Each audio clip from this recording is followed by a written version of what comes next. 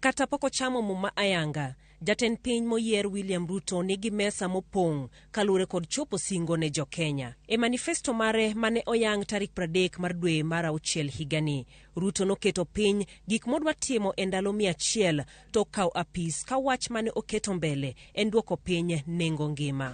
You heard me specifically say 3 things: create jobs or employment, expand the tax base, and grow tax revenue. That is the strategy of our plan. Irito neno kaka odhi duoko piny nengo mar dak ka medruok mar nengo gik moko ochopo atamalo 8.3 e dwe mokalo kaluwore kod bech mo kod chiemo. We are committed as Kenya Kwanza to pull out the country from this storm. And we start with what we have. We strongly believe, from the recommendations that we've had, that the single most important asset that we have as a nation is our human capital.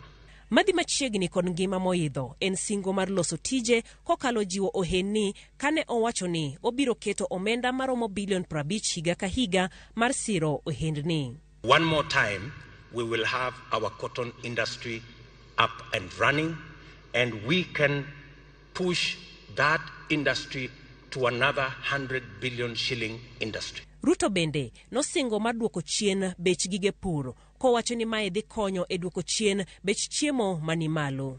Ile mbolea mnanunua leo na shilingi karibu 7,000, tumesema tutarudisha chini kutoka 7,000 mpaka shilingi 2,500. E weche mag somo ahinya to yor somo manyasani mar CBC ikruok itimo mar rwako jopuonjre e skul madundo dwe mokwongo higa manyien. Irito neno kaka odhi keto chenro gi makare kanyakla kod ng'ama dhi mako migaono kosebed kigolo paro mopogore opogore e yor somo mar CBC. I want to thank His Excellency the President for having given me an opportunity to serve the children in both primary and secondary school, because those are the ones I've fallen in love with. And you'll see me moving around the country, hopefully until the day that we have a new head of state.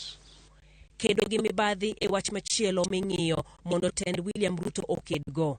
Jatend piny mawuok Uhuru Kenyatta e chakruok higani nowacho ni piny Kenya lalo bilion 2 odiechieng' kodiechieng' mikwalo kod jotije sirkal. Lipod riwruok mar Transparency International higa mokalo noyango ni piny Kenya nie namba 128 kuom 180 e pinje ma mibadhi okwako. Mise maduong' mar kampen Kenya Kwanza en gino mane gidendo ni bottom up mane ng'iyo tero omenda ne joma yuto gi ni piny kokalo aguch omenda mane gidendo ni Hustler Fund.